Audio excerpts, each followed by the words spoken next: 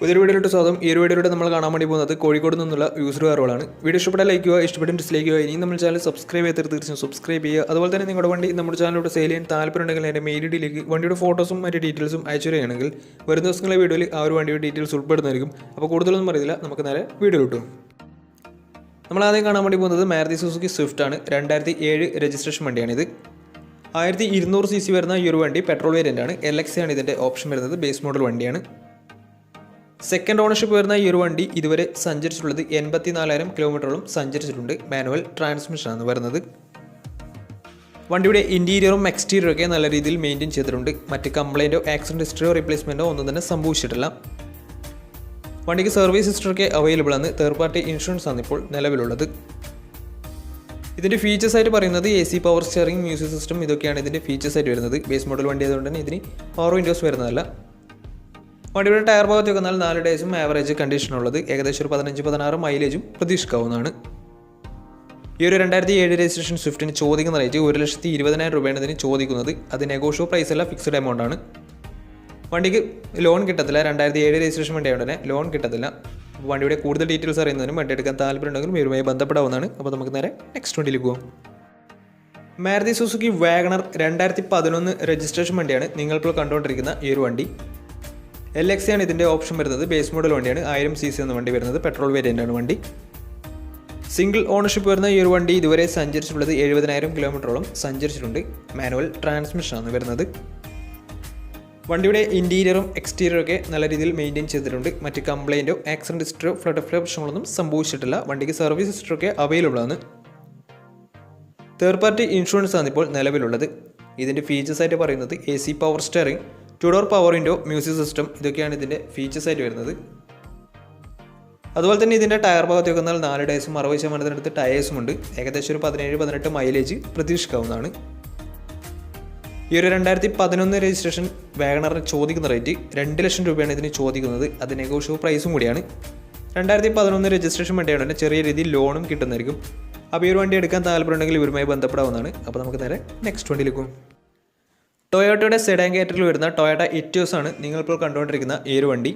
2015 registration വണ്ടിയാണിത്. 1.4 litre diesel എഞ്ചിനാണ് വണ്ടി. GD ആണ് ഇതിൻ്റെ ഓപ്ഷൻ വരുന്നത്. സിംഗിൾ ഓണർഷിപ്പ് വരുന്ന ഈ ഒരു വണ്ടി ഇതുവരെ സഞ്ചരിച്ചിട്ടുള്ളത് 80,000 കിലോമീറ്ററോളം സഞ്ചരിച്ചിട്ടുണ്ട്. മാനുവൽ ട്രാൻസ്മിഷനാണ് വരുന്നത്. വണ്ടിയുടെ ഇൻറ്റീരിയറും എക്സ്റ്റീരിയറും ഒക്കെ നല്ല രീതിയിൽ മെയിൻറ്റെയിൻ ചെയ്തിട്ടുണ്ട്. മറ്റ് കംപ്ലൈൻറ്റോ ആക്സിഡൻറ്റ് ഹിസ്റ്ററിയോ ഫ്ലഡ് പ്രശ്നങ്ങളോ റീപ്ലേസ്മെൻറ്റോ ഒന്നും തന്നെ സംഭവിച്ചിട്ടില്ല. വണ്ടിക്ക് സർവീസ് ഹിസ്റ്ററൊക്കെ അവൈലബിൾ ആണ്. അതുപോലെ തന്നെ ഫുൾ കവർ ഇൻഷുറൻസും വണ്ടിക്ക് അവൈലബിൾ ആണ്. ഒറിജിനൽ കേരള രജിസ്റ്റേർഡ് വണ്ടി തന്നെയാണ് ഇത്. ഇതിൻ്റെ ഫീച്ചേഴ്സ് ആയിട്ട് പറയുന്നത് AC power steering, 4-door power window, dual air bag, music system, അതുപോലെ തന്നെ ABS EBD braking system, reverse sensor, remote central lock system, ഇതൊക്കെയാണ് ഇതിൻ്റെ ഫീച്ചേഴ്സ് ആയിട്ട് വരുന്നത്. അതുപോലെ തന്നെ ഇതിൻ്റെ ടയർ ഭാഗത്തേക്ക് വന്നാൽ 4 ഡേയ്സും 60% മുകളിൽ ടയേഴ്സും ഉണ്ട്. ഏകദേശം ഒരു 16-17 മൈലേജും പ്രതീക്ഷിക്കാവുന്നതാണ്. ഈ ഒരു 2015 രജിസ്ട്രേഷൻ ഇറ്റിയോസിന് ചോദിക്കുന്ന റേറ്റ് 4 ലക്ഷം രൂപയാണ് ഇതിന് ചോദിക്കുന്നത്. അത് നെഗോഷ്യോ പ്രൈസും കൂടിയാണ്. 2015 രജിസ്ട്രേഷൻ വണ്ടിയാണ് തന്നെ നല്ലൊരു ട്രാക്ക് ലാസ്റ്റ് 80% ലോണും കിട്ടുന്നതായിരിക്കും. അപ്പോൾ ഈ ഒരു വണ്ടിയുടെ കൂടുതൽ ഡീറ്റെയിൽസ് അറിയുന്നതിനും വണ്ടി എടുക്കാൻ താല്പര്യമുണ്ടെങ്കിലും ഇവരുമായി ബന്ധപ്പെടാവുന്നതാണ്. അപ്പോൾ നമുക്ക് നേരെ നെക്സ്റ്റ് വണ്ടിയിലേക്ക് പോകും. 2010 രജിസ്ട്രേഷൻ മാരുതി സുസുക്കി സ്വിഫ്റ്റ് ആണ് നിങ്ങളിപ്പോൾ കണ്ടുകൊണ്ടിരിക്കുന്ന ഈ ഒരു വണ്ടി. VDI ആണ് ഇതിൻ്റെ ഓപ്ഷൻ വരുന്നത്. മിഡിൽ ഓപ്ഷൻ വണ്ടിയാണ്. ഡീസലിൽ മിഡിൽ ഓപ്ഷൻ വണ്ടിയാണ്. 1300 cc ആണ് വണ്ടി വരുന്നത്. സെക്കൻഡ് ഓണർഷിപ്പ് വരുന്ന ഈ ഒരു വണ്ടി ഇതുവരെ സഞ്ചരിച്ചിട്ടുള്ളത് 1 ലക്ഷം കിലോമീറ്ററോളം സഞ്ചരിച്ചിട്ടുണ്ട്. മാനുവൽ ട്രാൻസ്മിഷനാണ് വരുന്നത്. ഇതിൻ്റെ ഫീച്ചേഴ്സ് ആയിട്ട് പറയുന്നത് AC power steering, 4-door power window, music system, ഇതൊക്കെയാണ് ഇതിൻ്റെ ഫീച്ചേഴ്സ് ആയിട്ട് വരുന്നത്.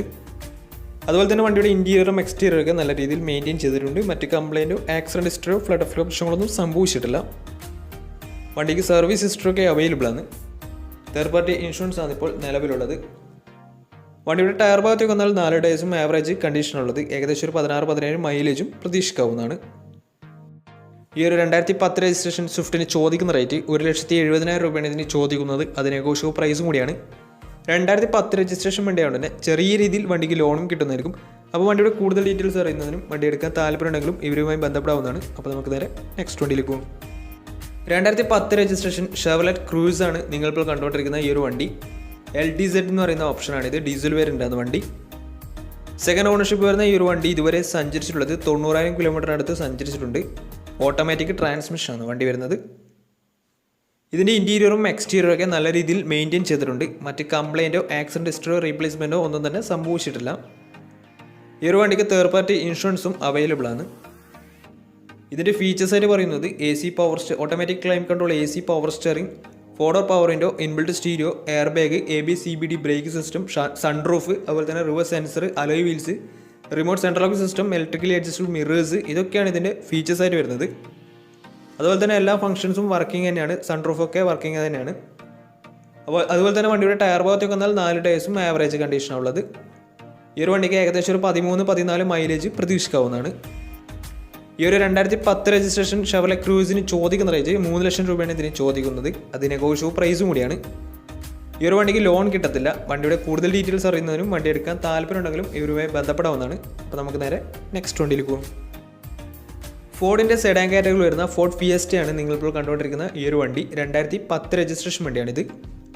1.4 ലിറ്റർ ഡീസൽ എഞ്ചിനാണ് വണ്ടി വരുന്നത്. വണ്ടിയുടെ ഇൻറ്റീരിയറും എക്സ്റ്റീരിയറും ഒക്കെ നല്ല രീതിയിൽ മെയിൻറ്റെയിൻ ചെയ്തിട്ടുണ്ട്. മറ്റ് കംപ്ലൈൻറ്റോ ആക്സിഡൻറ്റ് ഹിസ്റ്ററിയോ റീപ്ലേസ്മെൻറ്റോ ഒന്നും തന്നെ സംഭവിച്ചിട്ടില്ല. ഈ ഒരു വണ്ടി സെക്കൻഡ് ഓൺഷിപ്പാണ് വരുന്നത്. ഇതുവരെ സഞ്ചരിച്ചിട്ടുള്ളത് 80,000 കിലോമീറ്ററാണ്. വണ്ടിക്ക് സർവീസ് ഹിസ്റ്ററൊക്കെ അവൈലബിൾ ആണ്. തേർഡ് പാർട്ടി ഇൻഷുറൻസ് ആണ് ഇപ്പോൾ നിലവിലുള്ളത്.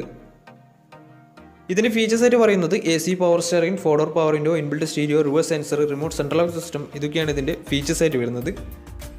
വണ്ടിയുടെ ടയർ ഭാഗത്തൊക്കെ വന്നാൽ 4 ടയേഴ്സും ആവറേജ് കണ്ടീഷനുള്ളത്. ഈ ഒരു വണ്ടിക്ക് ഏകദേശം ഒരു 15-16 മൈലേജ് പ്രതീക്ഷിക്കാവുന്നതാണ്.